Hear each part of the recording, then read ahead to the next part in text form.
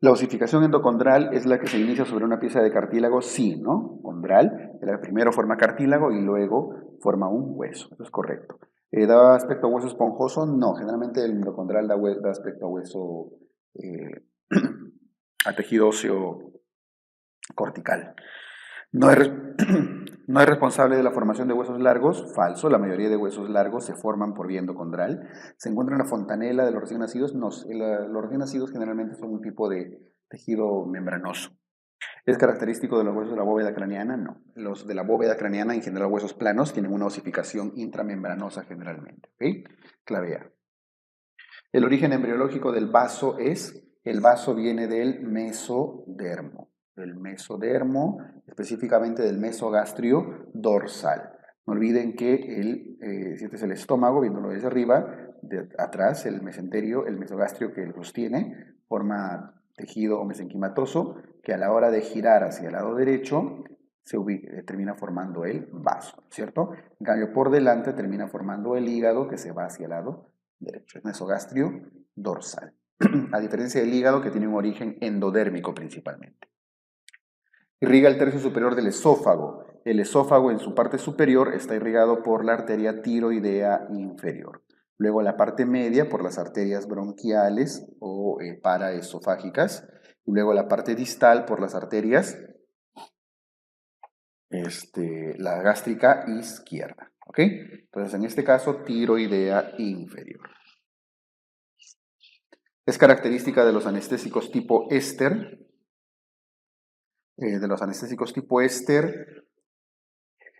Los tipo éster se metabolizan en el hígado. No, los tipo éster se metabolizan en el plasma, a diferencia de las amidas que se metabolizan en el hígado. ¿Son moléculas inestables? Sí, los ésteres son moléculas altamente inestables. Los tipo éster se metabolizan en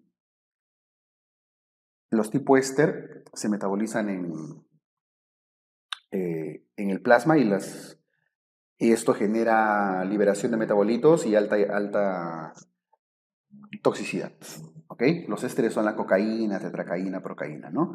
La bupivacaína es el éster de duración más larga. Es de duración más larga, pero la bupivacaína es una amida. En general, los anestésicos locales no bloquean canales de calcio, sino de sodio. ¿Estimulan la despolarización? Falso.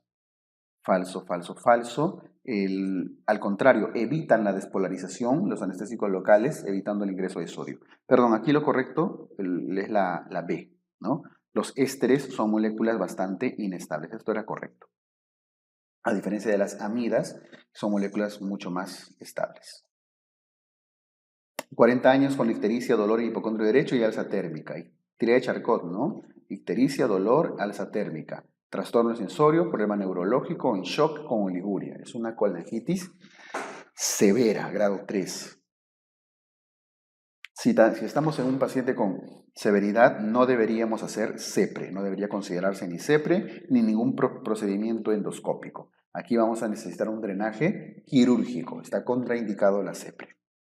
Varón de 25 años que hace 24 horas tiene dolor en epigastrio que se irradia a las 5 horas al cuadrante inferior derecho, con náuseas sin vómitos. Está con fiebre, abdomen doloroso en fosa ilíaca derecha, Mahurna y positivo. Hemograma normal. Según Alvarado, ¿cuál es la conducta a seguir? A ver, Alvarado tiene dolor en epigastrio que se irradia, 1 punto por migración. A cuadrante inferior derecho, 2 puntos por el fosa ilíaca derecha. Tiene náuseas, sin vómito, 1 punto por las náuseas. No dice anorexia en ninguna parte, ¿no? Fiebre, aumento de temperatura, 1 punto. Abdomen doloroso en fosa ilíaca derecha, ya hemos puesto, hemograma normal. ¿Cuánto sale acá? 1, 2, 3, 4, 5. 5, ¿cierto? Sí, 5. Creo que no hay más datos para pensar en otra cosa más. Las náuseas y la fiebre nada más son los que dan puntaje acá y la migración. Entonces, si estamos entre 4 y 6, no olviden que según Alvarado debemos hacer tomografía. TEM. Se debe indicar esfinterotomía endoscópica en un paciente postoperado de colecistectomía que presenta la esfinterotomía endoscópica, se refiere a la CEPRE, ¿no?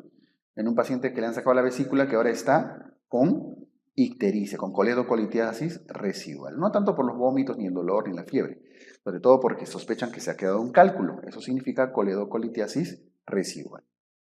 40 años tiene halitosis, divertículo de Zenker, ¿no? Halitosis, ronquera, disfagia, regurgitaciones. Lo más probable es que se esté quedando alimento en un divertículo en el esófago. Eso es muy probablemente el divertículo de Zenker. ¿Por dónde protruye el divertículo? Protruye por el triángulo de Killian, que está en la parte posterior del esófago. Y esto genera las regurgitaciones y todo lo demás. ¿Cómo se llama la hernia que protruye por el anillo inguinal profundo y es usualmente congénita? La que sale por el anillo profundo, por el conducto peritoneo vaginal, es la hernia inguinal indirecta. ¿Ok? Mientras la que sale por el triángulo de Hesselbach es la hernia inguinal directa. Entonces aquí, la del anillo profundo, hernia inguinal indirecta, más común en los niños. ¿Cuál es el manejo recomendado del saco herniario en las hernias directas? No olviden que en las indirectas de los niños, los sacos se cortan, o sea, el saco se reseca. De ahí viene herniotomía, resección del saco. En cambio, en las hernias inguinales directas, sobre todo en los adultos, el saco se invagina. Se invagina el saco y ya luego de eso se puede optar por manejar la pared posterior. ¿Okay? Sobre las fisuras perianales, marque lo correcto. Las fisuras, ¿el 90% corresponden a trans? No. No olviden que lo más común es la tipo 1, interesfintérica. La esfinterotomía lateral interna es el tratamiento de elección, eso es correcto. Es el manejo de elección de las fisuras. La ecografía endorrectal es útil en el estudio, eso es falso. Porque en las fisuras no se hace ecografía, es básicamente inspección. La mayoría es la línea media anterior, falso. El 90% son de la línea media posterior. Ojo que la A es falsa, primero porque las transesfinterianas no son las más comunes, pero además porque esto se refiere a las fístulas, ¿ah? No se refiere a las fisuras. Las fisuras no se clasifican en inter o trans, pero igual es falso. La E es el tipo más frecuente, es la inter, no, ¿verdad? Porque interesfintérico es para fístulas, no es para fisuras. Aquí lo único correcto es que el tratamiento de elección es la esfinterotomía, la bebé. 29 años, lo operaron hace 8 días de apendicitis, miren la tomografía, está con un absceso probablemente, ¿no? Tiene dolor, fiebre en picos, absceso. Temperatura 39, dolor a la palpación, ampolla rectal bajo. Muestren la imagen. ¿Qué ha pasado? Es un absceso residual. Ahí está todo, este es el absceso apendicular residual. ¿Ok? Un absceso en el lecho quirúrgico. Hay que drenar, ¿no? Ese absceso. Tiene que drenarse. El tumor GIST, además del estómago, es más frecuentemente localizado en el primer lugar de los GIST es el estómago. ¿Qué significa GIST? Tumor del estroma gastrointestinal. Un tumor que aparece en las células mesenquimales de Cajal. ¿Ok? Y el segundo lugar es el intestino delgado. Primero estómago, luego intestino delgado.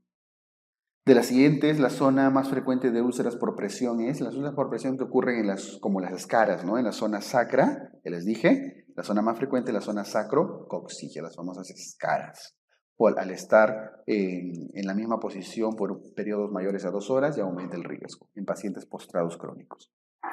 La patología caracterizada por inflamación de la aponeurosis de la palma de la mano, que genera hiperflexión del cuarto y quinto dedo, es la enfermedad de Dupuytren. Enfermedad de Dupuytren.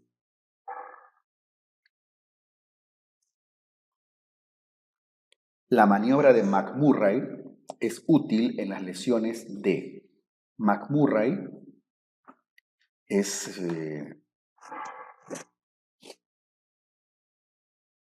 útil en las lesiones de meniscos. No olviden que McMurray es una maniobra muy parecida al pivot shift de la lesión del ligamento cruzado anterior, pero en este caso la maniobra de McMurray para meniscos. A diferencia de signo del cajón o del Lachman, que es para ligamento cruzado anterior, y para meniscos es la maniobra de McMurray. Con M de menisco, M de McMurray. No es un signo contributorio en luxación congénita de cadera. Cadera, cuando el niño es pequeño, hasta los 2 meses, Barlow-Bortolani. Cuando ya es más grandecito, el signo de Galeazzi, no olviden, Galeazzi es la asimetría de los muslos, del tamaño, o sea, lo echan al niñito y sus rodillas llegan a un nivel distinto, ¿no? Asimetría de los muslos, rodillas, vamos a poner, asimetría de pliegues también. Luego, cuando ya camina, Trendelenburg-Duchenne, es la claudicación a la marcha. Aquí no tiene nada que ver Thompson, que es un signo para ruptura de tendón de Aquiles, clavea.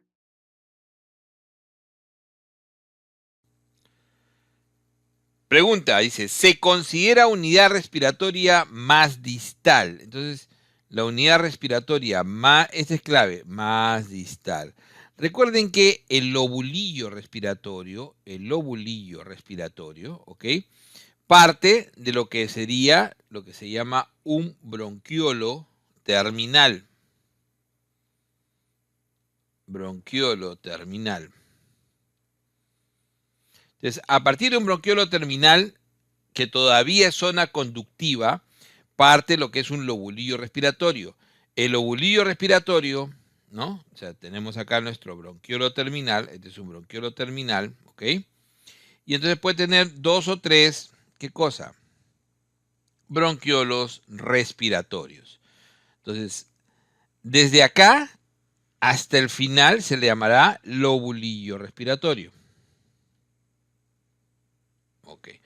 Pero estos que son los bronquiolos respiratorios van a tener varios, 2 o 3, ¿no es cierto? Conductos alveolares. Y los conductos alveolares tienen sacos alveolares 100% llenos de alveolos. Entonces, a partir del bronquiolo respiratorio, que incluye sus conductos alveolares y sus sacos, esto se llama acini o acino. Acino respiratorio. Acini o acino respiratorio. Ahora, quiere decir que un lobulillo respiratorio está conformado por 2 a 3 acinis. 2 o 3 acinis.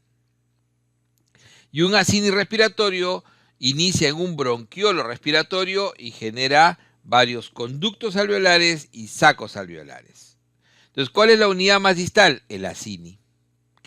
El acini es la unidad más distal y se le considera la unidad funcional. Y el lobulillo, la unidad, ¿no? La unidad anátomo-funcional, o sea, la unidad anatómica. La unidad anatómica y la unidad funcional distal es el acini respiratorio. ¿Cuál es el segmento de la nefrona donde se reabsorbe solo agua?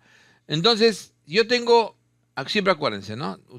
Uno tiene el túbulo distal, el túbulo recto distal, de ahí uno tiene el túbulo, el asa delgada descendente, de ahí viene el asa gruesa ascendente, de ahí viene el túbulo recto proximal, túbulo recto distal, disculpen acá, túbulo recto proximal. Y de ahí viene el túbulo distal, no sé por qué acá le inicié con el distal, qué gracioso. No se preocupe, es un lapsus, túbulo proximal. Y por último, ¿cierto? El túbulo colector.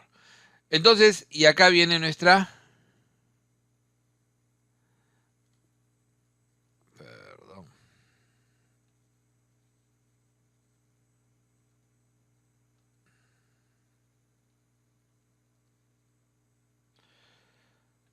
nefrona, ¿no? Con sus dos arteriola eferente, arteriola aferente y el glomérulo. El glomérulo, que es básicamente la parte vascular, ¿no es cierto?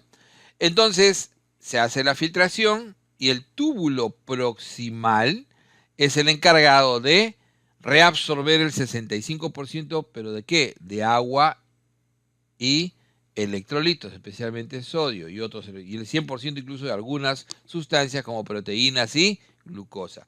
El túbulo recto proximal es parte del túbulo proximal, pero es una paz recta importante. ¿Por qué es importante? Se dan algunos procesos que no se dan en el resto, como por ejemplo, aquí está el cotransportador de sodio glucosa tipo 2, por ejemplo, que es importantísimo hoy en día. A partir de ahí viene el asa descendente, asa de Henle descendente delgada, que solamente reabsorbe agua. Y después está el asa ascendente gruesa, que solo reabsorbe electrolitos, sodio, cloro y especialmente magnesio. Después tienes un túbulo recto distal, que es el que está justamente acá, va a estar la mácula densa. Túbulo recto distal, importante, y de ahí viene el túbulo distal clásico, ¿no? Que reabsorbe también igual todos los electrolitos, agua y múltiples electrolitos finales. Y por último el túbulo colector fundamental para el ajuste final, porque tiene las células principales y el túbulo colector tiene las células además intercalares. Entonces es importante, ¿por qué? Porque acá, por ejemplo, va a actuar la aldosterona, acá va a actuar actúan sobre ellas la hormona antidiurética, etc. Entonces, si se dan cuenta, solamente acá hay una actividad de reabsorción pura de agua. Y lo que dice, ¿cuál es el segmento de la nefrona? Se reabsorbe solo agua allá. ¿Y actúan acuaporinas 1? Sí, efectivamente acá, de las 8 acuaporinas conocidas, solamente actúa fundamentalmente la acuaporina 1, es el gran mediador de esta reabsorción pura de o hasta un 15% de agua. Mientras que las acuaporinas 2 y 4 tienden a actuar acá en la célula principal. Entonces es el asa descendente de Henle, delgada. ¿Cuál es el tratamiento para un paciente que solo presenta comedones abiertos? Pero bueno, comedones al fin. El tratamiento del acné, cuando es leve, que es comedónico, de elección es básicamente comedolíticos o llamados también queratolíticos tópicos. O sea, de hecho el tratamiento es netamente tópico. Entonces, todo es tópico. Ya vas matando todo lo que es ahí nomás. Entonces, antibiótico no, porque el moderado, ¿no? Es donde se da generalmente es pápulo-pustuloso y es donde se da los antibióticos orales. ¿Ok? Y el severo, que ya es, ¿no? Es el nódulo quístico, incluso cicatrices, es donde se dan los retinoides orales. Entonces acá fundamentalmente se dan los queratolíticos o comedolíticos, ¿no? Como el peróxido de benzoilo de elección, a los cuales se les puede asociar a veces, ¿no es cierto? Cuando esto es un poco más intenso, se le puede asociar a veces retinoides tópicos o se le puede asociar incluso antibióticos tópicos. Especialmente acá, ¿no? En un segundo paso antes de iniciar los antibióticos orales. Entonces, ¿pero cuál es el tratamiento básico? Los queratolíticos tópicos o comedolíticos tópicos. Este antibiótico tópico no es de elección, es alternativo, al igual que el retinoide tópico, se le suele asociar cuando es muy intenso, pero lo primero, la base del tratamiento es el queratolítico, el peróxido de benzoilo. Y no olvidar que acá la elección de antibiótico oral es doxiciclina, alternativa minociclina, y retinoide oral es la isotetrinoína, de muchos efectos adversos. ¿Cuántos átomos yodo tiene el anillo de tirosina? Recuerden que las tirosinas van a poder, ¿no?, coger, cada tirosina puede coger solamente 2 átomos de yodo. Algunas tirosinas cogerán solamente un átomo de yodo. Monoyodo tirosina, diyodo tirosina. Recuerden que esta es la fase de, ¿no?, organificación. Esta es la fase de organificación, que se da en el coloide. Antes de eso, ese yodo se oxidó, oxidación. Entonces, cuando llega el yodo, primero sufre la fase de oxidación. Ok. Y de esa fase de oxidación ya está listo para ser acoplado a los restos de tirosina de la tiroglobulina. Y de esa manera, si se unen dos, dará un DIT, diyodotironina, o dará un monoyodotironina. Que después si estos dos, por ejemplo, si un DIT, dos DIT se unen, formará un T4. ¿Ok? Y si un DIT se une a un MIT, formará un T3. ¿Se dan cuenta? Y esta es la fase de acoplamiento.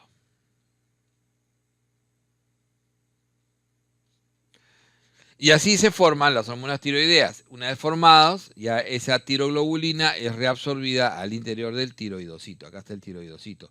Este es el coloide. Del tiroidocito, vino este yodo y vino también la tiroglobulina con sus restos de tirosina, la tiroglobulina también. ¿Se dan cuenta? Y ahí ocurre todo esto, ¿no? Entonces el yodo se oxida, fase de oxidación, de esa manera se puede organificar. ¿Qué significa eso? Se une a la, si lo satura, por eso 2 máximo, puede formar un DIT, un diyodotironina, o un monoyodotironina. Y cuando se unen de esta manera, formarán T3, T4 para ser ya ingresados por endocitosis y después excretados a la circulación. ¿Cuál es una causa común hipotalámica e hipofisiaria de hipopituitarismo? Entonces, el hipopituitarismo, o llamado antiguamente panhipopituitarismo, tiene causas hipofisiarias, que son las más frecuentes, está el adenoma, e hipotalámica. Pero cada uno tiene, o sea, el tumor, por ejemplo, y lo más frecuente acá es el adenoma, mientras que en el hipotálamo, que no son causas frecuentes, el tumor clásico es el craneofaringioma. Pero ¿habrá alguna causa que sea común a ambos? Sí, la radioterapia. La radioterapia puede destruir ambas áreas, la glándula hipofisiaria y el área hipotalámica. La puede destruir y producir justamente hipopituitarismo por destrucción de ambos. Puede ser destruir solamente uno, como puede destruir ambos. Es la única. ¿Cuál es el tratamiento de elección en el hipertiroidismo que no controla? Si yo tengo un hipertiroidismo, siempre el control es médico. Entonces le doy su beta bloqueo más antitiroideo. ¿Ok? Cada 4 semanas le mido TSH y T3 y voy viendo cómo controlo hasta volverlo. ¿Cuál es el objetivo? Eutiroideo. En el término de máximo 1 año. Pero el que no controle el tratamiento, si no lo controla, quiere decir que pasó 1 año y sigo todavía alterado mi TSH subnormal. Entonces, si no logro tratamiento médico, el tratamiento debe pasar a lo que se llama tratamiento definitivo. Tratamiento definitivo de elección es radioyodo, ¿no? Es radioyodo. El radioyodo. O sea, el uso, la ablación de la glándula con yodo 131. ¿Ok? En nuestro medio, esta es la elección. Los gringos prefieren la cirugía, que en el caso de Graves Basedow es la tiroidectomía total o casi total. Y en el caso del Plumber, que es el bocio multinodular, será la subtotal. Entonces, obviamente, radioyodo, lo demás quedan fuera. ¿Cuál de las siguientes alteraciones produce hiponatremia hipovolémica? Recuerden que las hiponatremias pueden ser hipervolémicas, hipovolémicas, euvolémicas. La euvolémica, la causa más frecuente en general, SIAD o CIHAT, que son los mismos. Estas son euvolémicas. O sea, SIAD es síndrome de inadecuada antidiuresis, que es lo mismo que decir secreción inadecuada de hormona antidiurética. ¿Ok? Ok. Entonces, eso las elimina. Hipervolémica, cirrosis, o sea, puede ser con falla o sin falla renal. Pero la insuficiencia de glucocorticoides es una causa de hiponatremia euvolémica. También euvolémica, igual que acá. Doctor, pero Addison no es lo mismo. Insuficiencia de glucocorticoides puro Ojo, pero acá cuando hay insuficiencia de mineralocorticoides es cuando se asocia a hipovolémica. Tiene que haber déficit de mineralocorticoides. Y eso significa insuficiencia de la glándula primaria Addison. Cuando solamente hay insuficiencia de glucocorticoides y no hay mineralocorticoides, eso generalmente es insuficiencia suprarrenal de tipo secundaria. Entonces, esa produce euvolémica. En cambio, con déficit de mineralocorticoides es primaria. ¿Y qué significa eso? Enfermedad de Addison. Y esa es la que produce hiponatremia hipovolémica. No está. La otra gran causa, diuréticos. Así es. La hiponatremia hipovolémica puede ser por pérdida de agua y sodio por vía renal o por pérdida extrarrenal. Cuando es por vía extrarrenal, pensar en, no tengo ningún dato acá, diarrea, vómitos, grandes quemados. Ok. Mientras que la vía renal, que es la más frecuente, están los diuréticos, el Addison, está el cerebro perdedor de sal. Entonces acá será de lejos diurético. Pacientes, doctor, pero el hipotiroidismo también lo produce. Sí, el hipotiroidismo también es causa de hiponatremia, pero euvolémica. ¿Se dan cuenta? Euvolémica significa sin deshidratación ni edema. Entonces hay tres causas de hiponatremia: hipovolémica, euvolémica e hipervolémica, que ya las conocemos. Paciente cirrótico con oliguria, posparacentesis masiva. ¿Cuál es el parámetro compatible con este cuadro? O sea, me está hablando de una falla renal aguda. ¿De tipo qué? Prerrenal. ¿Por qué me está hablando de una prerrenal? Porque dice, ¿no? Oliguria es un paciente cirrótico posparacentesis masiva. ¿Eso qué significa? ¿Qué ha generado? Que ha eliminado mucho volumen del intersticio, ¿no? El tercer espacio. Y entonces, al eliminar mucho volumen, ha producido una deshidratación severa, y esto es, ¿no?, lo que se llama una causa prerrenal por redistribución. Recuerden que la causa más frecuente es depresión de volumen, que ese sí es deshidratación, hemorragias, por ejemplo, y una gran causa es redistribución. Estamos hablando del síndrome hepatorrenal, como en este caso, y el síndrome cardiorrenal. Entonces, este sería un síndrome hepatorrenal. ¿Por qué, doctor? Porque es paciente cirrótico y porque una de las grandes causas del síndrome hepatorrenal es que uno lo provoque haciendo una paracentesis masiva, más de 8 litros. Entonces, un paciente, en realidad es más de 5 litros, se considera de alto riesgo ya. Entonces tienes más de 8 litros masiva, ni hablar. Este paciente se ha hecho una redistribución y por eso ha dañado el riñón de tipo prerrenal. La otra que no se olviden es el shock. Acá, prerrenal. Y entonces, parámetros prerrenales. Para decir que es prerrenal, el FeNA debe ser menor de 1%. Ok. El sodio urinario debe ser menor de 20 equivalentes por litro. Muerto. Los cilindros en un prerrenal deben ser hialinos. Muerto. La osmolaridad urinaria debe ser mayor de 500. Muerto. ¿No? Doctor, cuando es 40 es dudoso. Menos de 400 es el otro, pero debe ser mayor de 500 para que sea prerrenal, más exacto. Y la reacción bucratinina debe ser mayor de 20. Correcto. Paciente varón de 60 años, fumador, presenta disnea. Entonces tiene disnea progresiva, pero sin tos. ¿Ok? Entonces dice, examen físico, aparato respiratorio silente. Fumador. O sea, primero ya voy pensando en EPOC. Patrón, enfisematoso, tórax silente, ¿no? Tórax, no hay tos y es tórax silente. ¿Y qué es lo que predomina en el enfisematoso? La disnea. Entonces, enfisematoso por todos lados, enfisematoso por todos lados. El enfisematoso es un EPOC, por lo tanto es un obstructivo no reversible. Entonces, muerto, no es restrictivo. Y tampoco es mixto. Si no lo sabías, ahí nomás salía tranquilo. Y yo sé que el enfisematoso precisamente retiene aire, por eso es silente. Va a tener volumen residual incrementado, va a tener capacidad pulmonar total incrementada y capacidad de reserva funcional incrementada. Si el cuadro clínico de asma, justo hablan bronquial, cursa con sibilancias, tos, disnea, más de 2 veces por semana. Entonces comienza a poner, yo sé que intermitente es menor o igual a 2. Síntomas diarios, síntomas nocturnos, menor o igual a 2. Por semana, por mes. De ahí persistente leve, más de 2, pero no todos los días, por semana.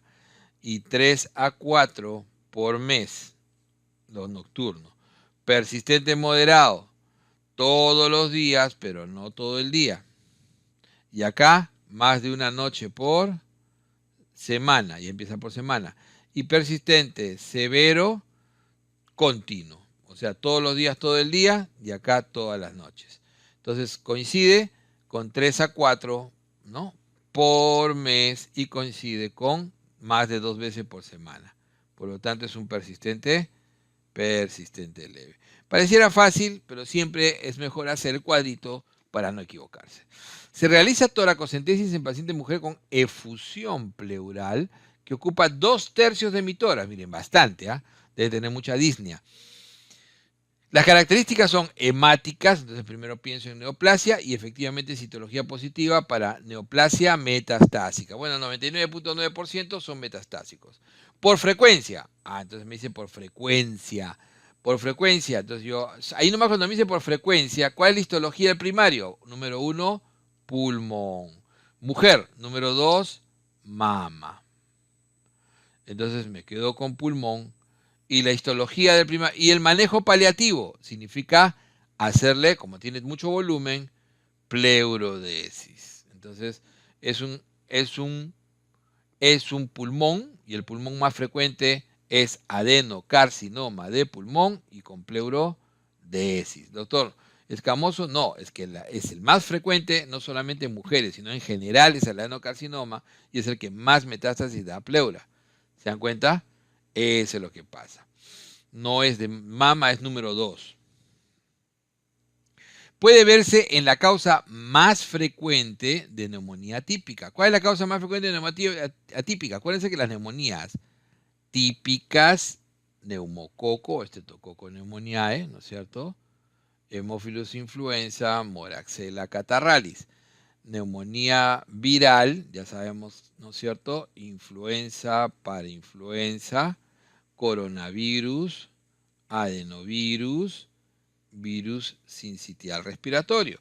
Y la neumonía típica es Mycoplasma pneumoniae, ¿no es cierto? Clamidia y Legionella. Ojo, el más frecuente de todos en general es neumococo. El número 2 es Mycoplasma y más frecuente de la neumonía atípica.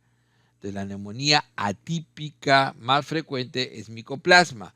¿Y qué se suele ver en ellos? En Mycoplasma yo puedo ver, ¿no es cierto?, meningitis bulosa, dolor de oído, otalgia. Puedo ver un rash dérmico de tipo eritema multiforme. Puedo haber producción de, de crioaglutininas frías que me puedan generar anemia hemolítica o me pueden generar fenómeno de Raynaud. Bien, todo lo que puedo ver. Entonces, anemia hemolítica, ni hablar. ¿Cuál de las siguientes no es una prueba de sensibilidad rápida para el diagnóstico de tuberculosis? Entonces, las pruebas de sensibilidad rápida pueden ser moleculares, o sea, aquellos que identifican el DNA directo, ¿no? Y esos son básicamente la sonda de DNA, el GeneXpert, o pueden ser de tipo fenotípicas. Y las fenotípicas, las más utilizadas en medios líquidos, el MODS, nitrato reductasa o GRIES y NGIT. ¿Ok? Ogawa es una prueba, es un cultivo acelerado. Pero no es una prueba de sensibilidad rápida. Recuerden que las pruebas de sensibilidad rápida lo que nos detectan es sensibilidad para el núcleo básico, isoniazida, rifampicina. Paciente con tos, hemoptisis, hematuria y proteinuria. lívidos reticulares en piel y se halla una tomografía sinusitis, granulomas en pulmón cavitados y se diagnostica una vasculitis. ¿Qué vasculitis tendrá todo esto? Tienen que ser vasos pequeños. Y acá se ve la típica triada, respiratorio alta, ahí está la sinusitis, ¿no es cierto? Pulmonar, ahí está el granuloma cavitado, ¿no? Y además de tener hemoptisis y la glomerulonefritis, ahí tienes la hematuria y la proteinuria. Entonces tienes una poliangeitis granulomatosa de Wegener típico. El diagnóstico, la sospecha, se corrobora la alta sospecha cuando tienes un ANCA positivo de tipo, ¿no? Un ANCA-C o, ¿no? PR3, también llamado así, ANCA-C o PR3. Pero el diagnóstico definitivo te lo tiene que dar la biopsia.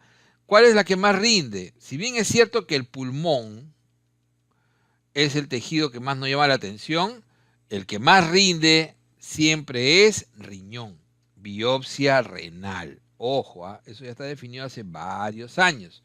Entonces la biopsia renal siempre es lo primero que se debe hacer en los pacientes con sospecha de Wegener. Además de que te permite también, ¿no?, establecer mejor parámetro para el tratamiento, ¿no?, inmunosupresor. Definitivamente biopsia renal. La biopsia pulmonar es alternativa cuando hay contraindicación de biopsia renal. Como decíamos, el dosaje de ANCA es como en el ATV pleural, ¿no? ¿Cómo se llama? El ADA es muy, muy sugestivo, pero no te define. El ANCA es muy sugestivo, pero no te define. Te define la biopsia al final sumado al ANCA. ¿Cuál es la etiología más frecuente en neumonía neonatal? Doctores, así como en sepsis neonatal, así como en MEC neonatal, la causa más frecuente es el estreptococo beta hemolítico de grupo B, correcto, o sea, la Galactiae, el cual es una bacteria gram positiva, coco. Por lo tanto, la clave es la letra A. Recién nacido con líquido meconial espeso, con llanto no vigoroso, con pobre esfuerzo respiratorio. ¿Qué actitud se debe tomar? Tenemos que sobreentender, doctores, que este líquido meconial espeso, ¿no?, se ha metido a la vía aérea. ¿Estamos de acuerdo? Por lo tanto, doctores, lo primero que tenemos que hacer, como te dije, son las maniobras iniciales. ¿Ok? Y eso incluye, primero, ver si requiere aspiración, y en este paciente sí lo requiere. 2, después voy a hacer el secado y secado y estimulación, ¿no? Recuerda que estos dos de acá, este y este, se hacen a la vez, ¿no? Muy bien, por lo tanto, busco la alternativa que tenga la palabra aspiración, ¿ok? Acá no dice, acá tampoco, acá sí dice, y luego acá dice, ¿ok? Muy bien, entonces tengo tres alternativas, voy descartando, miren, secarlo mientras se estimula y luego aspiración, no pues, primero sería aspiración. Muy bien, luego, intubarlo, aspiración traqueal y de RBP, buena secuencia. Aspirarlo y colocar inmediatamente CPAP, no pues, ¿no? Sería mejor esta secuencia de acá. Intubarlo, aspiración traqueal y darle BPP. El CPAP luego sería, ¿ya? Por lo tanto, la mejor clave es la letra C. Neonato de 16 días que inicia con ictericia, al examen laboratorio hiperbilirrubinemia a predominio de bilirrubinas hidrosolubles. Recuerda que la bilirrubina hidrosoluble es la bilirrubina conjugada o también llamada bilirrubina directa. ¿Ok? Tienes pruebas negativas para sepsis neonatal. Muy bien. Por lo tanto, no es una sepsis. Es simplemente una hiperbilirrubinemia a predominio directo que tiene 16 días. O sea, inició a los 16 días, o sea, después de los 14 días. Digamos que estamos ante un síndrome colestásico, ¿correcto? Yo te dije que debas preguntar, ¿esta colestasis o esta ictericia colestásica comenzó antes o después de los 14 días? Si comenzó antes, piensa en una hepatitis, pero en una hepatitis por TORCH, ¿correcto? En cambio, después de los 14 días, piensas en la atresia de vías biliares. En este caso, comenzó a los 16 días, por lo tanto, estamos pensando en atresia de vías biliares. La clave sería la letra E. Recién nacido de parto eutóxico de 39 semanas, es decir, a término. Peso normal, tiene 3 kilos. Sexo femenino de 10 días de vida, que recibe adecuadamente lactancia materna exclusiva y presentó ictericia desde el 4.º día de vida, la cual fue disminuyendo progresivamente hasta que hoy ya casi no lo tiene. O sea, doctores, comenzó, ¿no?, desde el cuarto día en la primera semana y ahora al día 10 ya prácticamente no lo tiene. Doctores, ¿se acuerdan la secuencia? Aquella ictericia que comienza en el día 2, día 3, pico máximo más evidente entre el día 3, día 5 y que debe desaparecer entre el día 7 y día 10. Ya pues, esta secuencia es típica, doctores, de una ictericia fisiológica. Entonces mi diagnóstico sería eso, ictericia fisiológica, ¿ok? ¿Cuál sería una de las razones para esta ictericia del paciente? ¿Ok? ¿Cuál es la razón de la ictericia fisiológica? Es multifactorial, doctores. Uno de esos factores es justamente esto, la inmadurez esperable de la conjugación en el hepatocito. Es una de las razones importantes. La clave sería letra D. Recién nacido de parto vaginal, nace hipotónico cubierto por meconio. No presenta llanto. Recibe BBP. Luego presenta disminución de la amplexación en un mitórax derecho y no se ausculta el murmullo vesicular en ese mitórax. Doctores, claramente este paciente está con dificultad respiratoria y te dan clínica neumotórax, que ha sido predispuesto por esta ventilación a presión positiva. ¿Correcto? Mi diagnóstico sería un síndrome de fuga de aire, es decir, un neumotórax. ¿Correcto? Síndrome de fuga de aire. Recuerda que el síndrome de fuga de aire incluye ese neumotórax, incluye neumomediastino, ¿correcto?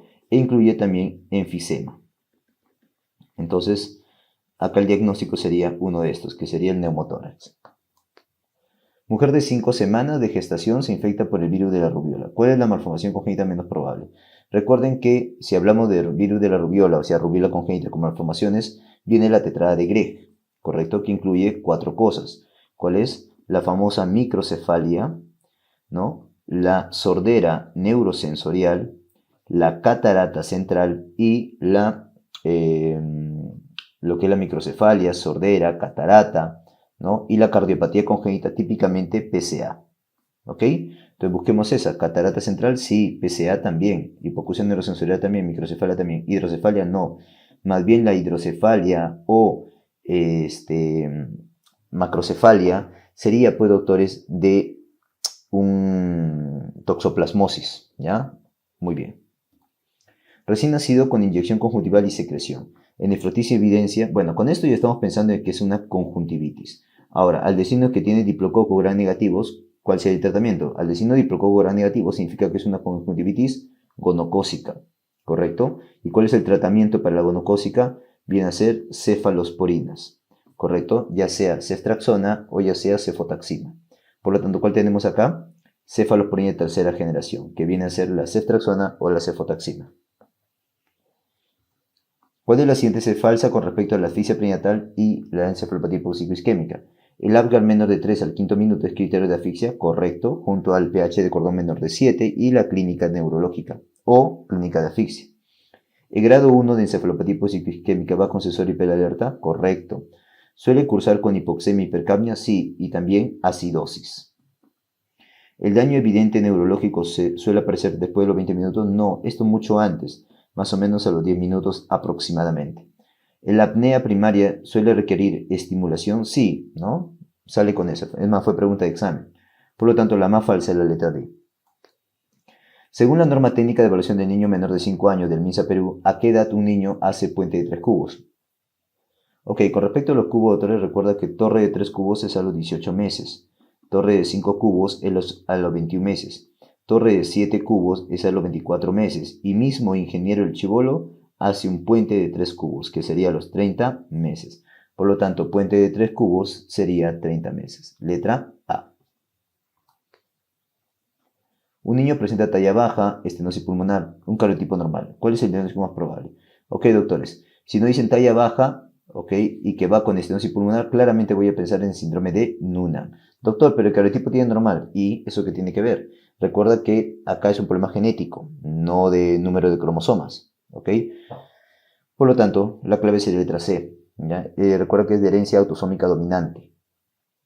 ¿Estamos de acuerdo? Síndrome de Noonan, también conocido como el Turner del varón. Aunque, tatito, también existe un Noonan en la mujer, por si acaso. ¿Ya?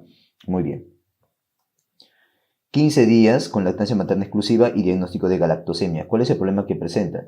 Recuerda que la galactosemia es una enfermedad genética debido a una deficiencia de enzimas en el metabolismo o en la ruta metabólica de la galactosa. ¿Ya? ¿Y cuál de esas enzimas es esta? La deficiencia de GALT, que es la más frecuente. ¿Ya? Es la más frecuente deficiencia enzimática. ¿Correcto? Muy bien. Deficiencia GALT. ¿no? El cual esa deficiencia te da pues la galactosemia clásica. Si mal no recuerdo, se ubica en el cromosoma 9. ¿Ok? Muy bien. En niños con primer episodio de ictus febril, ¿qué estudio de imagen? Recuerda, ¿no? Si tienes una ictus febril, ¿no? ¿Qué imagen? Si te preguntan imagen, lo primera es ecografía, ¿ya? Recuerda que en ictus, en pediatría, igual, E. coli es el más frecuente. El primer examen que vas a pedir, examen de orina, y si sale positivo, le pides un urocultivo, ¿ya? Pero si te pide imagen, piensas en ecografía. 6 años, faringomielitis aguda, después de 24 horas presenta exantema micropapular rojizo en cuello y tronco, que se extiende a extremidades, predominando en los pliegues, región inguinal y codo. Doctor, ¿qué exantema viene después de una faga?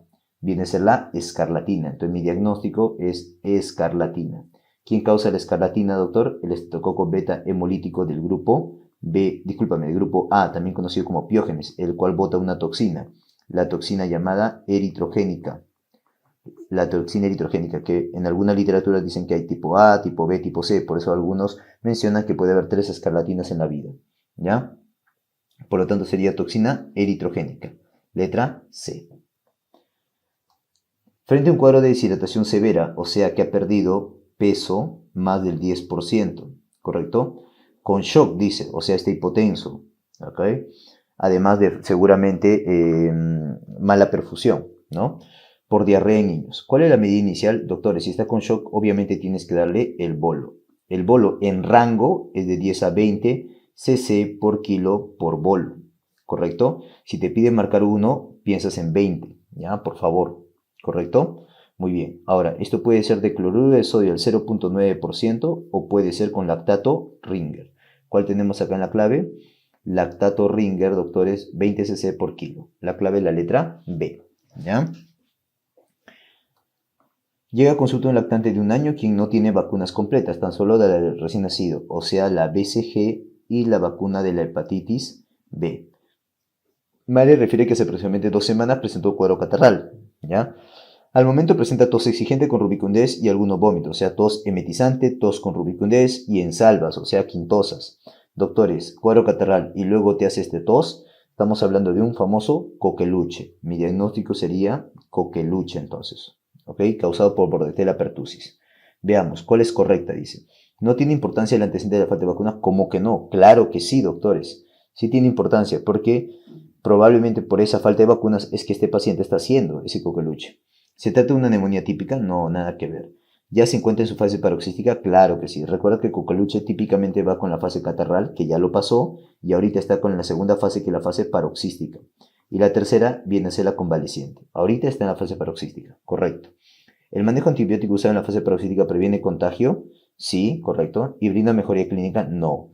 Hay un solo cuando das antibióticos en la fase paroxítica hay un solo beneficio, que es evitar contagio. Cuando das en la fase catarral hay doble beneficio, evita contagio y mejoría clínica, ¿ya? ¿Requiere manejo hospitalario? ¿Este paciente requiere manejo hospitalario? Veamos. ¿Hay cianosis? ¿Hay dificultad respiratoria? No, no me menciona nada. Tampoco es un menor de 3 meses. Por lo tanto, no requiere todavía manejo hospitalario. La clave correcta es la letra C. ¿Cuál es la causa del tipo de faringitis aguda que cursa con exantema o enantemas vesiculares y ulcerativas dolorosas al fondo de la boca y con fiebre alta? Doctores, al fondo de la boca, o sea, bien localizado. Eso es típico de herpangina, ¿no? ¿Y quién causa la herpangina, doctor? La herpangina es causada por el virus Coxsackie, ¿correcto? El virus Coxsackie, Coxsackie A. Recuerda que el B te hace miocarditis, ¿ya? Manejo sintomático nada más. Con respecto a la hernia discal, marque la alternativa incorrecta, te dice. Si compromete la S1, ¿no? O sea, la raíz S1 se refiere, no podría realizar flexión plantar. Ok, recuerden que la flexión, acá está, flexión plantar, está comandado por S1 y S2, ¿correcto? Así que esto es correcto. Lo más frecuente es que se ubique entre L5 y S1, correcto también, ¿no? Afectando la raíz S1. La segunda raíz más frecuentemente comprometida es L5, también correcto, ¿ok? Si compromete la S1, ¿no podría realizar flexión de cadera? No, pues. La flexión de cadera, recuerden, doctores, que está comandada por otros. ¿Estamos de acuerdo? Ahí también. Flexión de cadera, letra A, por L2 y L3, ¿correcto?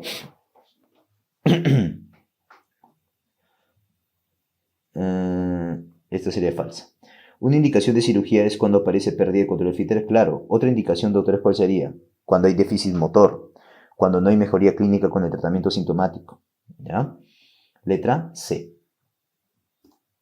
¿Cuál es la causa más frecuente de otitis externa localizada aguda? Cuando te dicen la externa, recuerda que la otitis externa hay varias, ¿no? Localizada aguda, hay la difusa, hay la micótica, que algunos le llaman crónica, y hay la maligna, ¿no? Recuerda que en la localizada aguda, ahí la etiología es Staphylococcus aureus. La difusa es Pseudomonas. La micótica, hay dos que debes acordarte, el Aspergillus, ¿ok? Y el Cándida. Y de maligna también es Pseudomonas. En este caso, doctores, ¿cuál sería? Staphylococcus aureus. Por lo tanto, la clave es la letra A.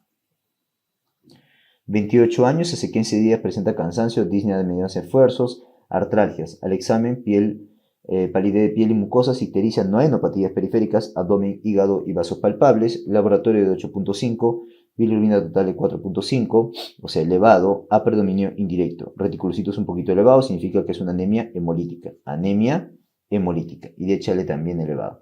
¿Cuál es el tipo de anemia que tiene? Ok. Tiene una anemia, doctores, ¿no? Clínica de anemia, y va con la triada, ¿no? Clásica, que es anemia, ictericia y visceromegalia. Por lo tanto, es una anemia hemolítica. Letra E. Marque lo incorrecto sobre las neoplasias hematológicas, ¿no? De leucemia crónica linfoide, leucemia crónica mieloide, TPH, LMA, etc. La leucemia aguda mieloide tiene bastones de Auer, correcto, y su tipo más frecuente es el M2 y a la vez es el de buen pronóstico, correcto, ¿no es así? La leucemia crónica linfoide se asocia a trisomía 12, la crónica linfoide, claro que sí, es correcto. ¿Es la leucemia más frecuente en adultos? Correcto, en ancianos más que todo. ¿Y la más asociada a problemas autoinmunes? Correcto, y va con las sombras de Gumprecht, las sombras de Gumprecht, ¿ok? ¿El linfoma de Hodgkin tipo esclerosis nodular es el más frecuente? Sí, en mujeres jóvenes y tiene células lacunares. Ok, es correcto. Recuerda que la esclerosis nodular es el más frecuente tipo del linfoma de Hodgkin. El síndrome de lisis tumoral cursa con elevación de potasio, ácido úrico y fósforo y disminución del calcio. Claro, mnemotecnia, ¿no? El AFP, tu AFP algún día, que va creciendo siempre, te va a caer. Ácido úrico, fósforo y potasio están elevados y el que cae viene a ser el calcio.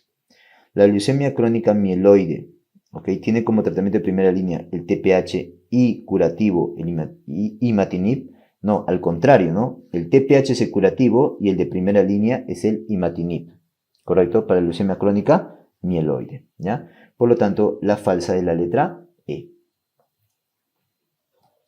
¿Cuál de las siguientes causas de anemias hemolíticas adquiridas se caracteriza por el hecho de que al colocar sus hematíes defectuosos en un medio ácido desencadenan una lisis? ¿Ok?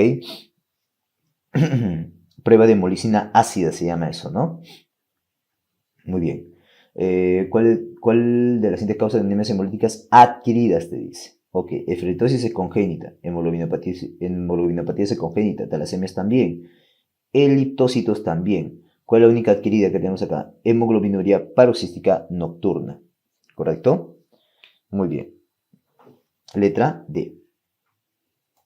Paciente maderero procedente de la selva, viene con fiebre intensa, náuseas, vómitos intensos, oliguria, o sea, falla renal y vómito negro. Tú lees vómito negro al toque. Esta es una fiebre amarilla.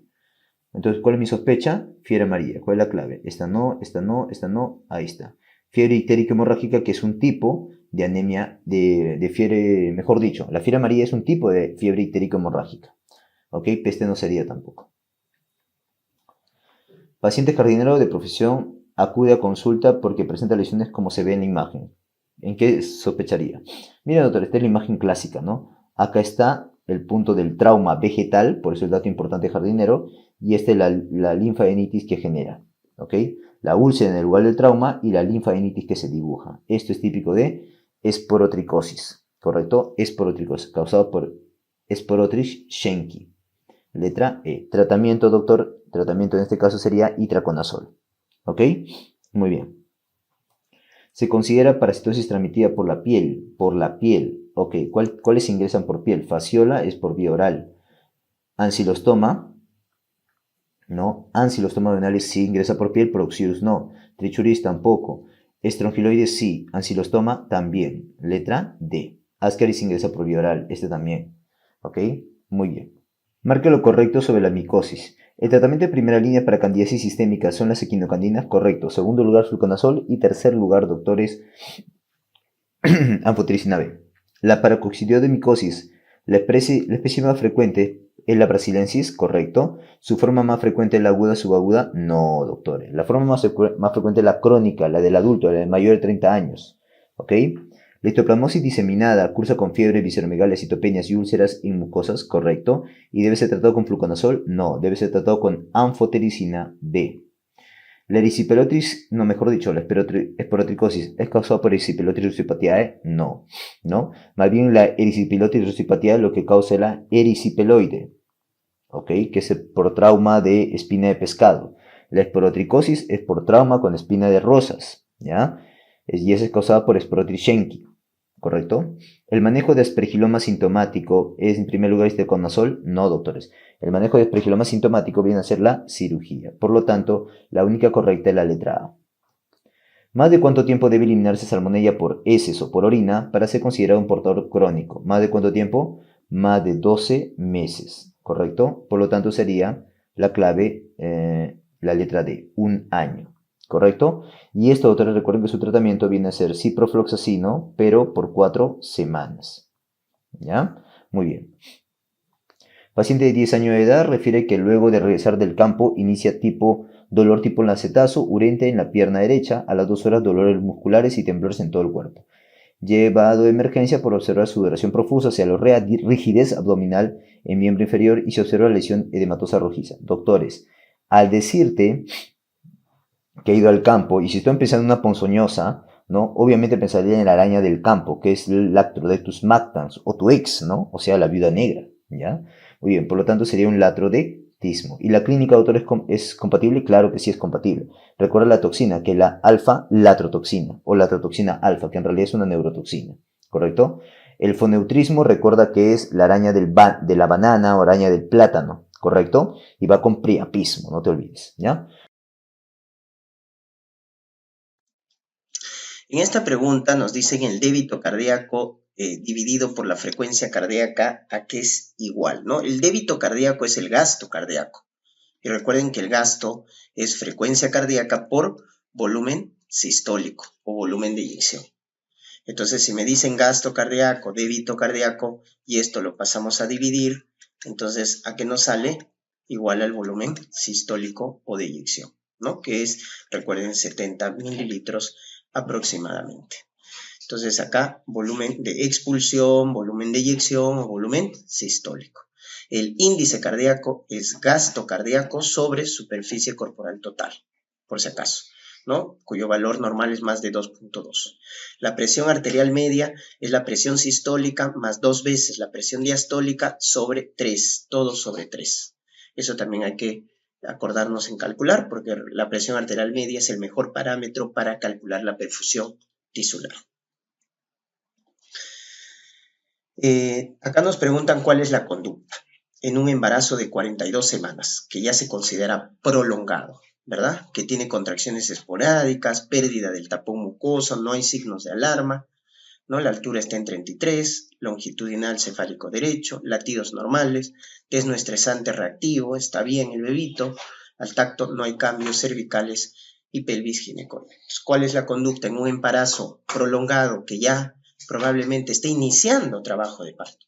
Entonces hay que ayudarle, ¿no? Entonces, ¿qué deja? Si observamos, se va a empezar a complicar. Recuerden que en un embarazo prolongado incluso se debería tomar una actitud activa a partir de las 41 semanas. Ya deberíamos pensar en inducir el trabajo de parto para evitar las complicaciones como el oligodramnios, la insuficiencia placentaria, la macrosomia, ¿ya? Pues acá la respuesta correcta sería la inducción del trabajo. Ahora, lo primero es madurar el cuello, porque estamos viendo que el cuello no tiene cambios. Entonces, lo primero es colocar misoprostol, 25 microgramos cada 6 horas por vía vaginal, y una vez ya maduro el cuello, infundimos oxitocina por vía endovenosa. Y no hay indicación de cesárea, ¿no? sea, cesárea se indica por ya cuando hay complicaciones, como un estado fetal no tranquilizador, o sea, una hipoxia fetal, un embarazo que ya tiene meconio espeso, o que veamos pues que presenta alguna distocia, como un DCP, etc. ¿no? ¿Cuáles de estas patologías aceleran la maduración del pulmón? Recordemos que aceleran la maduración del pulmón, ¿no? Lo que vienen a ser todas las causas asociadas a insuficiencia placentaria. A la cabeza preeclampsia, RPM, RCIU. Esas son las que aceleran la maduración. Porque acuérdense acá que diabetes y inmunización retrasan la madurez del pulmón fetal. Por eso diabetes y inmunización están asociadas a enfermedad de membrana hialina.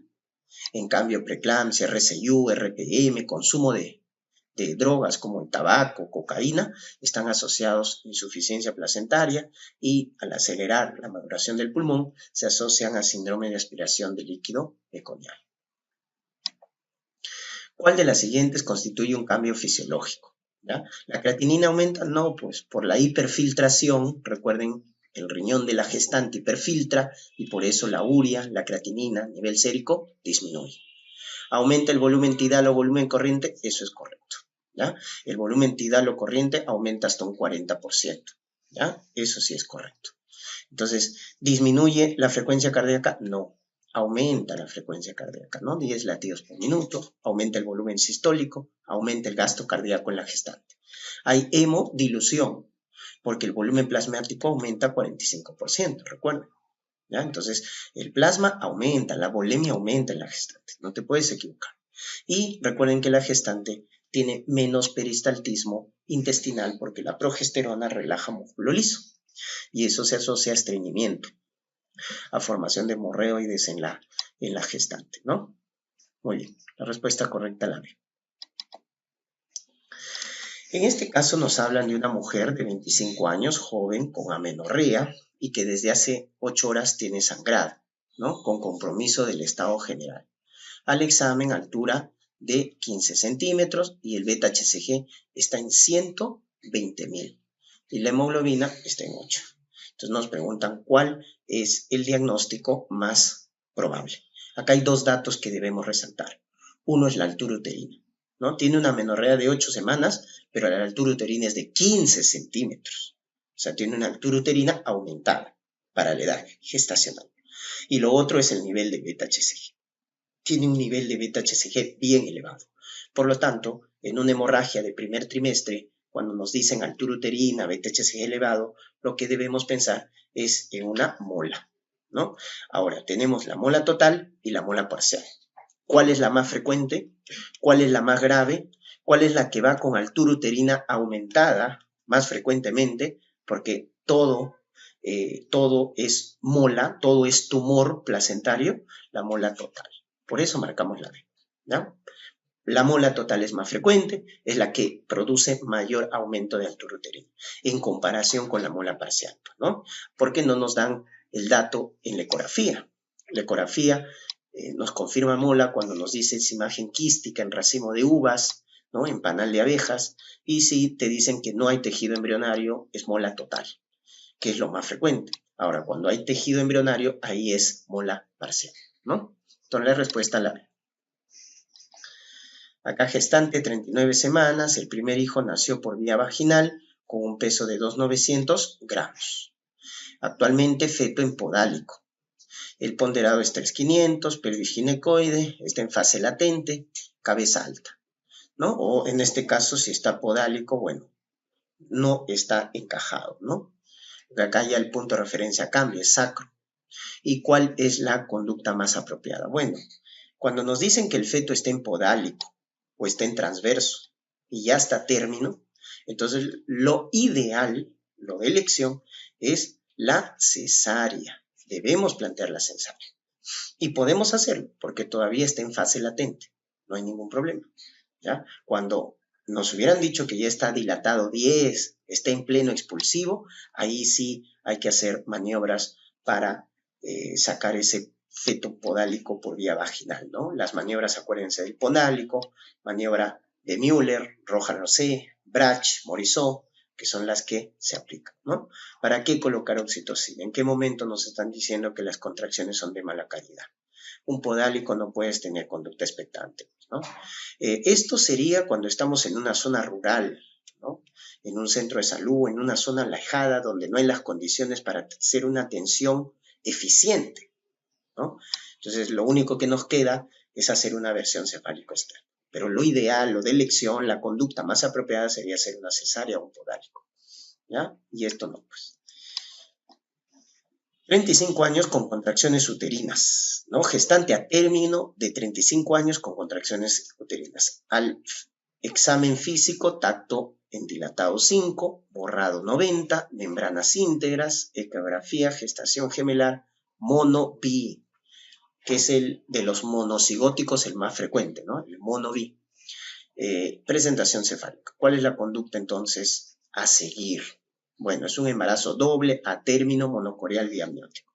Parto vaginal del primer gemelo y cesárea del segundo. No, pues no puedes hacer a uno parto vaginal y al otro cesárea. Eso no se hace.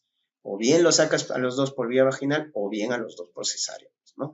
Porque cuanto más demores en sacar al segundo gemelo, hay desprendimiento de la placenta y eso aumenta el riesgo de morbimortalidad.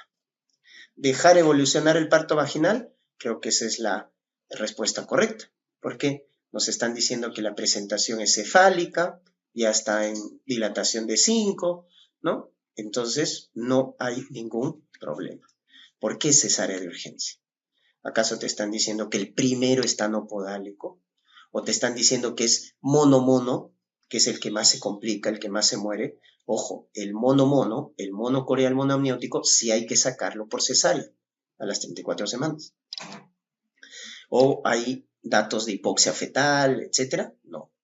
¿Iniciar la administración de tocolíticos? No, pues sí, ya está término. ¿Para qué tocolíticos? ¿Para qué frenar las contracciones? Recuerden que la tocólisis va de la mano con la maduración pulmonar y el embarazo ya está término. ¿Para qué oxitocina? ¿Para qué quieres acelerar? No se da oxitocina en este caso, porque no nos dicen que las contracciones son de mala calidad. Hemorragia de segunda mitad asociada a placenta subcenturiata. La placenta subcenturiata, recuerden que es una placenta con lóbulo accesorio y se asocia con sangrado de segunda mitad del embarazo, tercer trimestre, que viene a ser la vasa previa, ¿no? Hay la vasa previa tipo 1 y la vasa previa tipo 2. La tipo 1 está asociado a la inserción velamentosa del cordón umbilical y la 2 está asociada a placenta subcenturiata. Acuérdense de eso. Ahora, si te hubieran dicho placenta subcenturiata asociada a hemorragia posparto, ¿con qué está asociado? Con retención de restos placentarios, ¿no? Retención de restos. Muy bien, placenta previa está asociada a cesáreas, abrupto de PPA preeclampsia, acretismo a muchas cirugías, muchos legrados, muchas cesáreas y roturas. Recuerden, la causa más frecuente en países desarrollados es la cicatriz de una cesárea y en países subdesarrollados es el parto traumático. Bueno, acá lo que nos daban era un feto encefálico en vértex y nos preguntan la variedad de posición. Entonces, en vértex o cefálico el punto de referencia es la fontanela pequeñita, la fontanela de forma triangular, que es el occipucio, fontanela menor o posterior. Y miren hacia dónde está mirando. Entonces, describimos, es occipito ilíaco izquierdo, porque este es el hueso ilíaco izquierdo, transverso, ¿no? Esto es sacro, esto es pubis, esto es lado derecho y esto es lado izquierdo. Es occipito ilíaco izquierdo, transverso. Esa sería la variedad de posición, que también le llaman occipito 3, ¿no? Por las agujas del reloj. El tórax flotante, bolet costal, cuando hay fracturas múltiples de costillas en dos puntos diferentes, recuerden que en un 80% se complica dentro de las 24 horas con contusión pulmonar, que viene a ser una hemorragia a nivel de los alvéolos que genera insuficiencia respiratoria, ¿no? Y que puede comprometer la vida del paciente. ¿Cuál es el tratamiento en un paciente que ingresa a la emergencia con severo dolor ocular asociado a vómito, cefalea y encontramos midriasis? Cuando te digan ese cuadro de ojo rojo doloroso, ¿no? Ojo, con dolor intenso a nivel ocular y con midriasis, ¿en qué tienes que pensar? En glaucoma. Glaucoma agudo, el de ángulo estrecho. El glaucoma agudo de ángulo estrecho o ángulo cerrado, cuyo tratamiento será diuréticos para bajar la presión intraocular más pilocarpina, ¿no? Diuréticos por vía sistémica, acetazolamida por vía oral, manitol por vía endovenosa y por vía tópica pilocarpina. Pilocarpina, que es un agonista muscarínico que lo que va a hacer es cerrar esa pupila midriática, ¿no? Corticoides más atropina es para el tratamiento de la uveitis anterior, que es el ojo rojo más miosis. Ojo rojo más miosis, uveitis anterior. Ahí sí es corticoides más atropina. Causa más frecuente de hidropatía obstructiva en lactantes. Causa más frecuente de hidropatía obstructiva baja en lactantes, valvas uretrales posteriores. Si te hubieran dicho alta, estenosis piero-ureteral.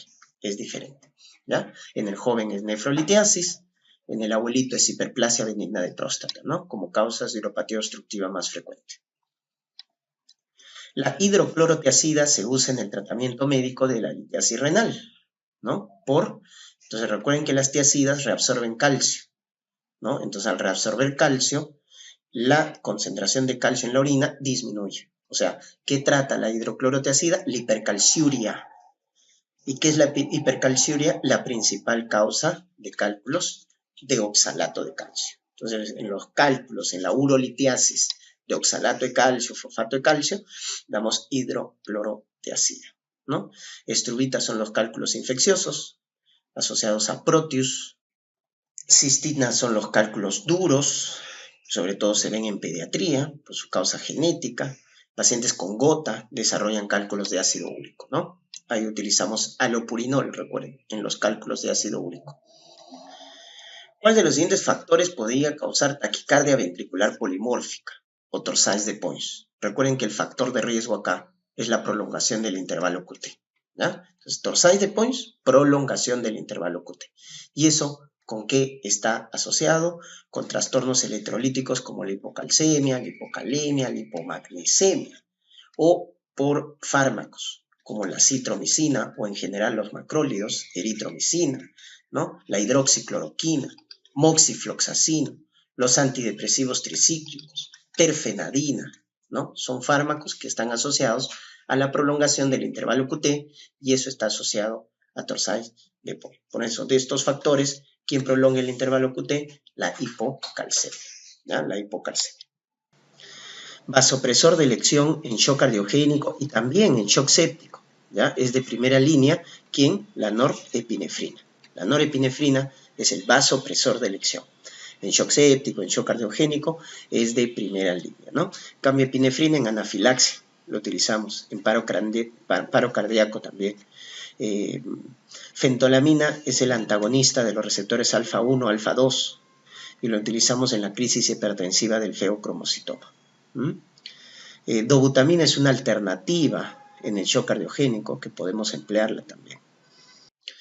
En un paciente diagnosticado de osteoporosis con hipertensión, recuerden, adulto mayor, etnia afroamericana, osteoporosis, el de elección son las tiazidas, ¿ya? Las tiazidas.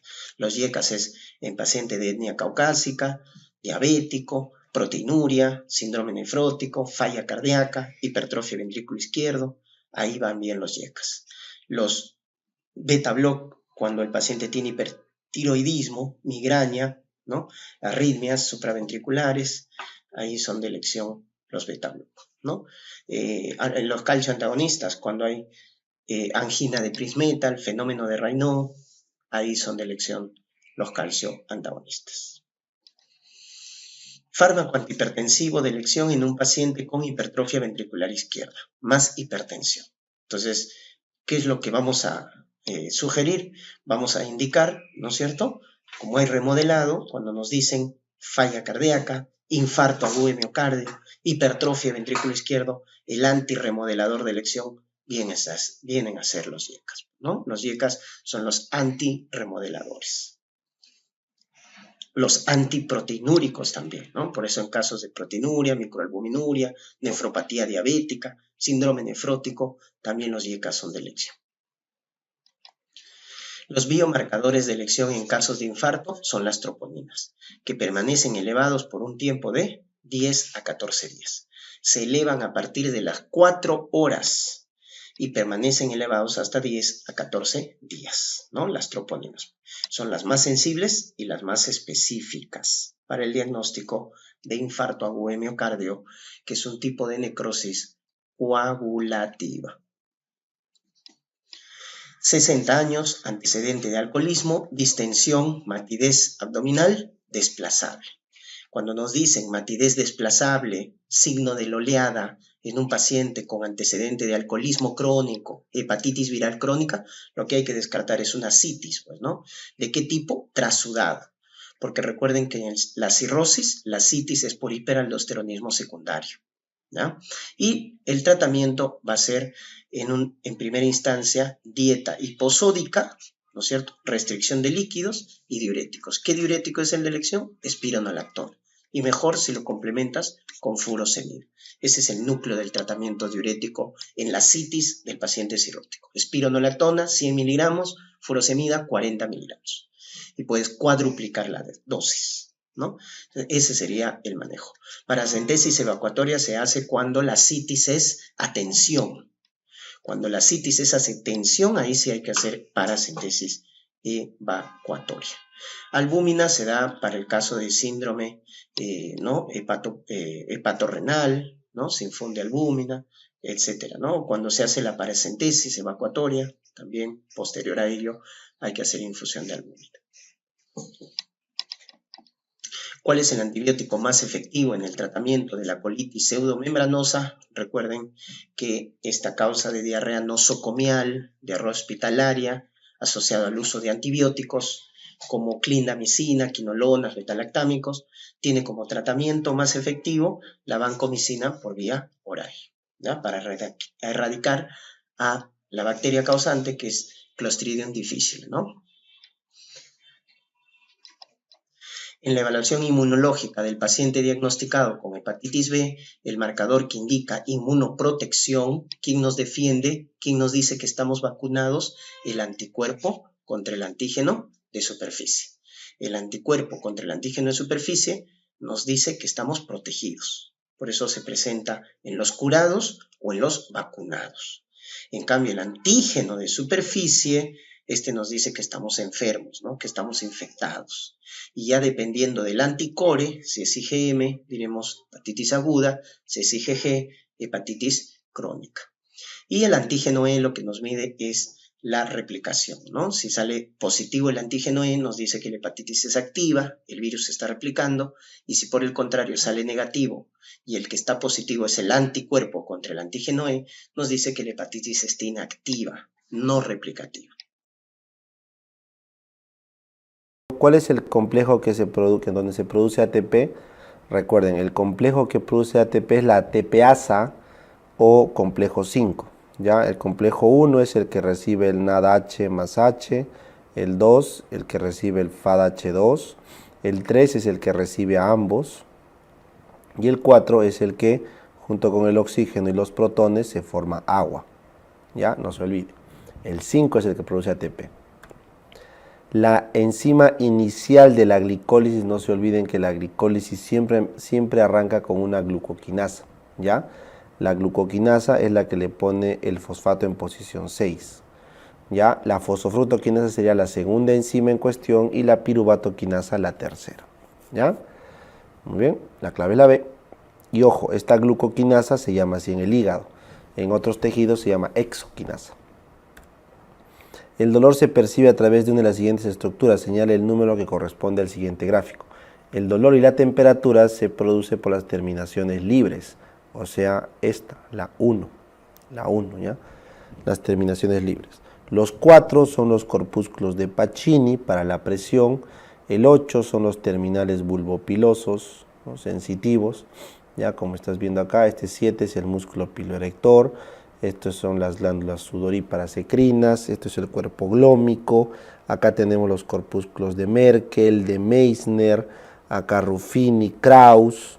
Entonces, Tenemos todos los receptores ahí en nuestra piel. Entonces, la clave es la A.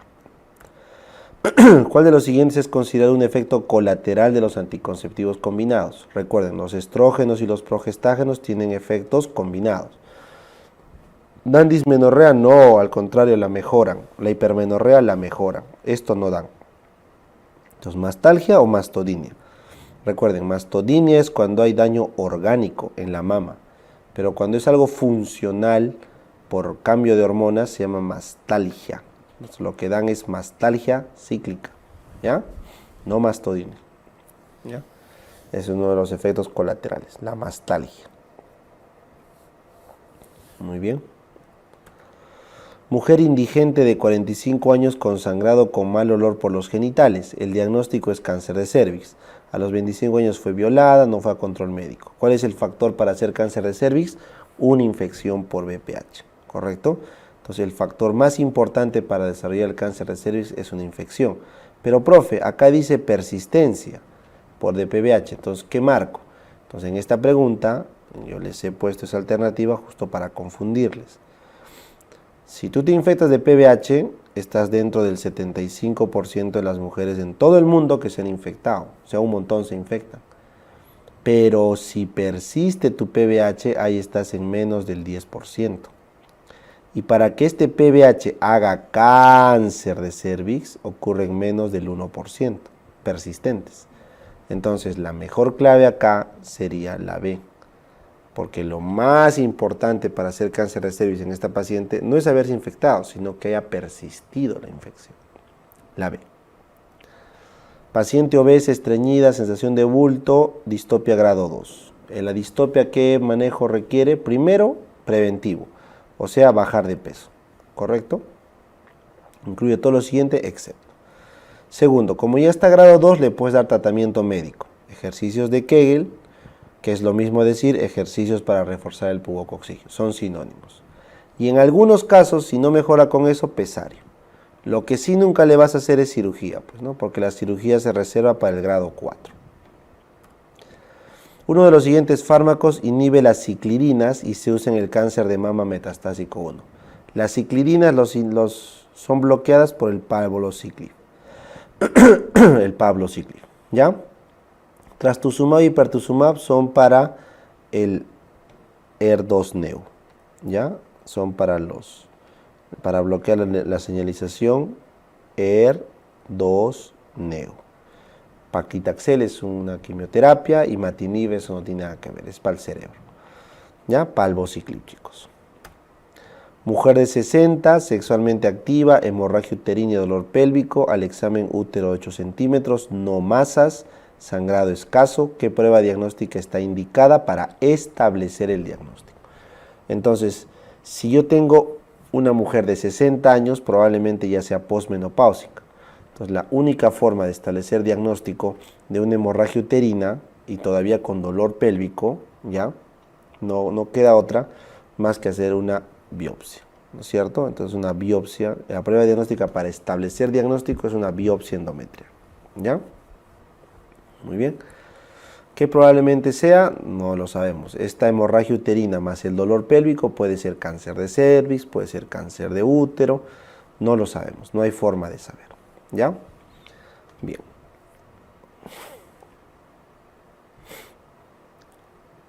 Y otra cosa, dice establecer diagnóstico, no para iniciar diagnóstico. Algunos se pueden confundir con eso y pueden iniciar con una ecografía.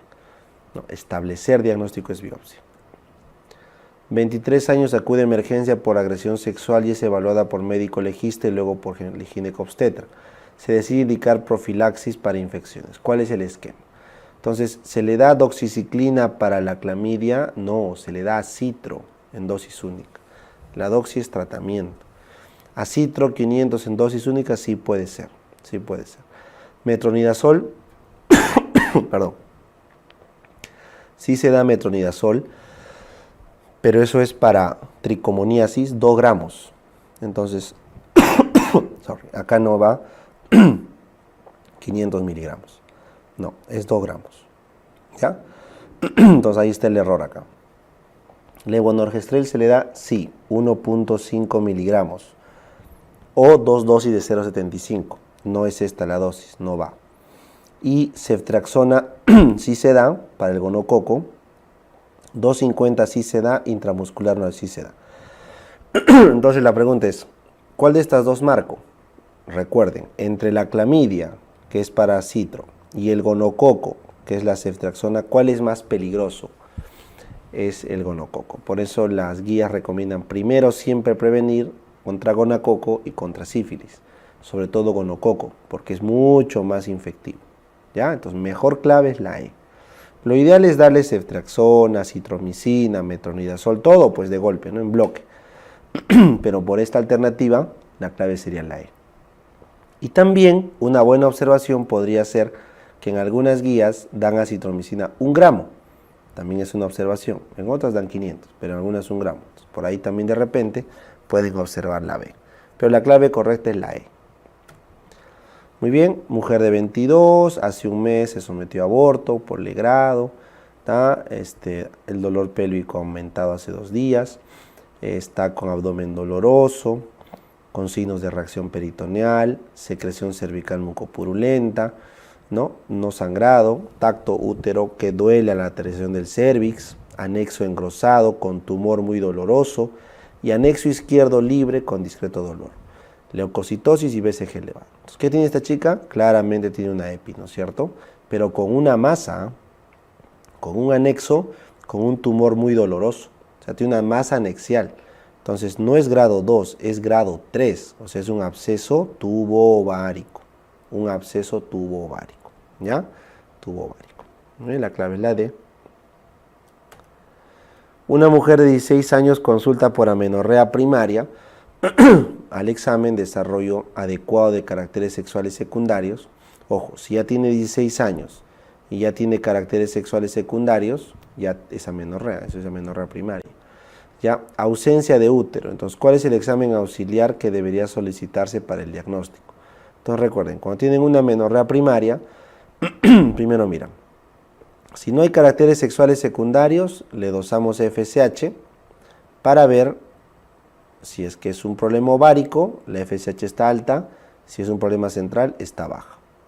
Pero si tiene caracteres sexuales secundarios, como dice acá, desarrollo adecuado de caracteres sexuales, quiere decir que es una mujer sexualmente normal, sus hormonas están ok, entonces no es un tema de FSH, hay que hacerle una ecografía. Y en la ecografía vamos a ver si es que tiene útero, correcto, por lo tanto está obstruido la salida, o si nunca tuvo útero y al final es una agenesia. Entonces, en este caso, en la evaluación muestran ausencia de útero, o sea, estamos acá, no hay útero. ¿Cuál es el examen que debe solicitarse? Entonces, ¿cuáles son las dos patologías que van con ausencia de útero y amenorrea?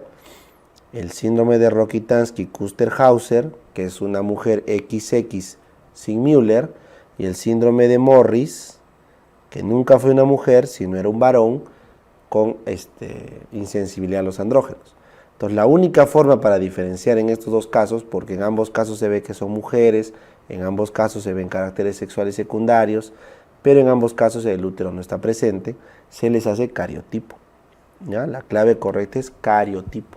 ¿Ya? Muy bien. Entonces, porque ya dice que hay desarrollo adecuado de caracteres sexuales secundarios. Entonces, como hay caracteres sexuales secundarios, no es un tema hormonal. Ya no se olvide. Cariotipo. Mujer de 19 acude con cefalea pulsátil hemicránea asociada a náuseas y vómitos. Eso es migraña. Episodios se asocian a parestesia transitoria de mano derecha que no dura más de 30 minutos. Ojo, hace una parestesia. Eso se llama aura. Y acto seguido arranca la cefalea. Como está dentro de la hora del aura, eso es una hora verídica. Paciente refiere que dolor le imposibilita trabajar, queda en casa 2 a 3 días, refiere que no puede controlar sus dolores con paracetamol a dosis máxima. Claro, es una migraña con aura severa. ¿Qué hay que darle si no mejora con AINES? Triptanos. ¿Ya? Es una migraña con aura moderada a severa que requiere triptanos. ¿Ya? El beta bloqueante sería para prevenir en caso de migraña crónica. Muy bien. Seguimos. Paciente joven después de esfuerzo físico refiere cefalea súbita. Ojo, después de esfuerzo físico, una cefalea súbita es peligroso, puede ser una hemorragia subaracnoidea. Se le añade pérdida del sensorio con recuperación en breves momentos. Al ATAC es negativa. Si usted desea confirmar el diagnóstico, ¿qué le pides? Entonces, si yo tengo una cefalea súbita con pérdida de conciencia en gente joven tras esfuerzo, siempre sospecho HCA. Y si la TAC me sale Fisher 1, o sea, no veo nada, la confirmación es con líquido cefalorraquídeo. ¿Ya? Si 3 tubitos salen con xantocromía, es confirmación de hemorragia subaracnoidea. ¿Ya? La clave es la A. Mujer de 40 va a consulta traída por familiar porque notaron cambio de conducta, tendencia a llanto y olvidos frecuentes. Al examen físico, apraxia de la marcha. Entonces mira, tienes problema de conducta, problema afectivo y demencia. Ojo, conducta, problema afectivo y problema cognitivo, olvidos. Al examen físico, apraxia, pero de la marcha.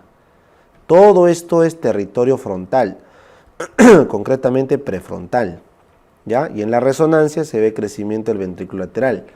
Eso es una demencia frontal o frontotemporal de PIC, por si acaso, ¿ya? Lewy tendría parkinsonismo. Alzheimer no tiene cambios de conducta desde el inicio y no es a los 40 años. PIC sí es en gente joven. PIC sí es en gente joven, ¿correcto? Y finalmente, demencia de Huntington no sería sin corea, le faltaría la corea.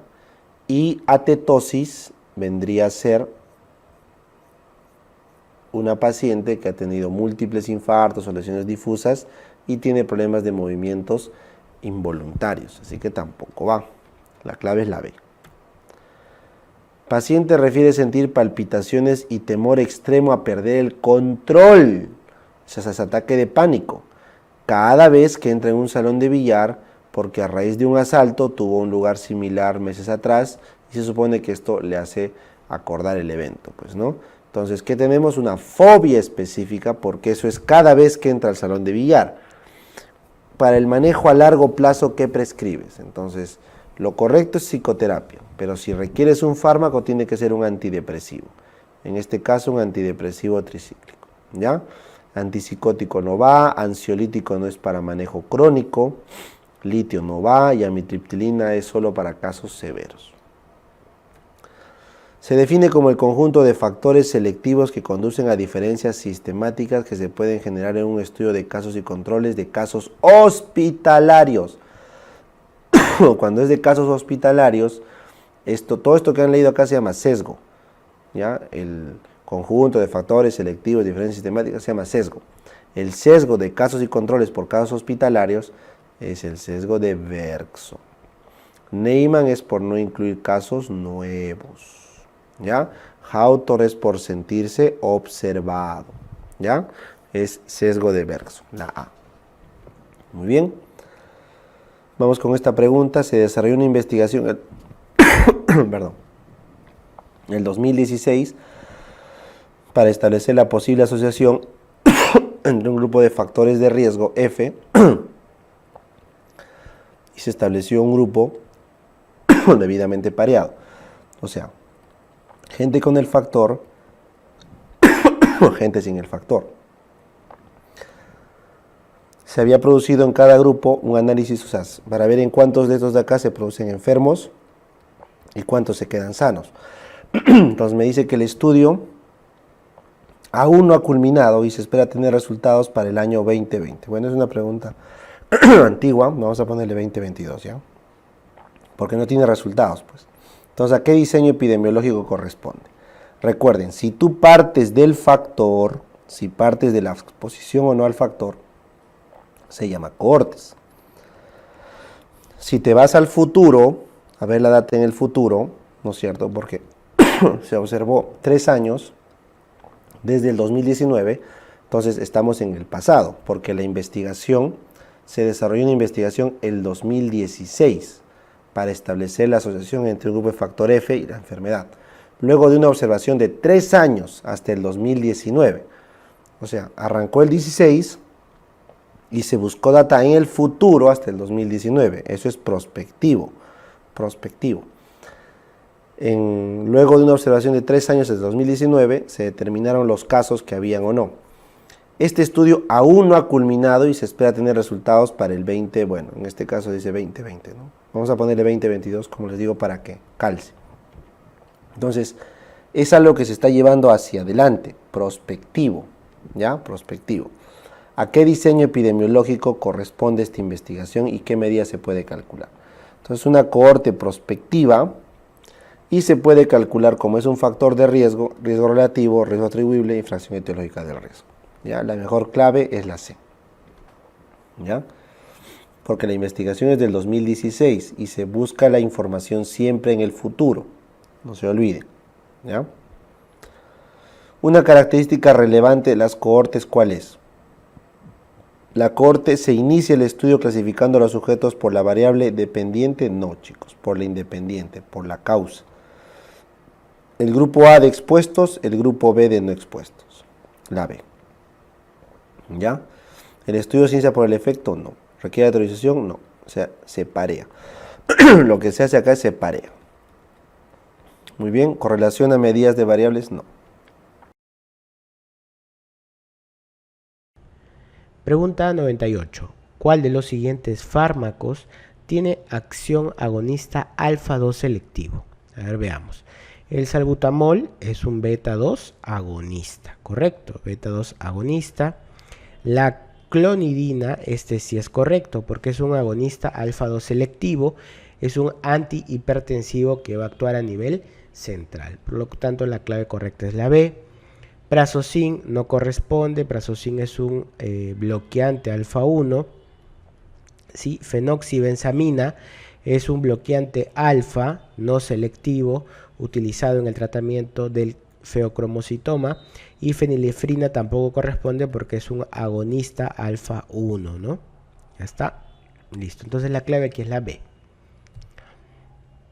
Pregunta 99. El indicador de proceso se expresa mediante. A ver, dentro de proceso tenía indicadores como cuáles: la productividad, el rendimiento, la concentración o intensidad de uso y el grado de utilización. ¿Sí? Tenía estos 4 indicadores. Veamos. Esta es concentración, por si acaso. Ya. Médicos entre población total. No, este es un indicador de estructura. ¿Sí? Ya, entonces no va. Niños vacunados entre programados no es ningún indicador. Médicos entre población atendida tampoco es ningún indicador. Población atendida entre población total, este indicador no va porque esto es cobertura y cobertura es un indicador de resultado. Y consultas, es decir, atenciones realizadas entre atendidos, es igual a la concentración. Por lo tanto, la clave correcta aquí es la E.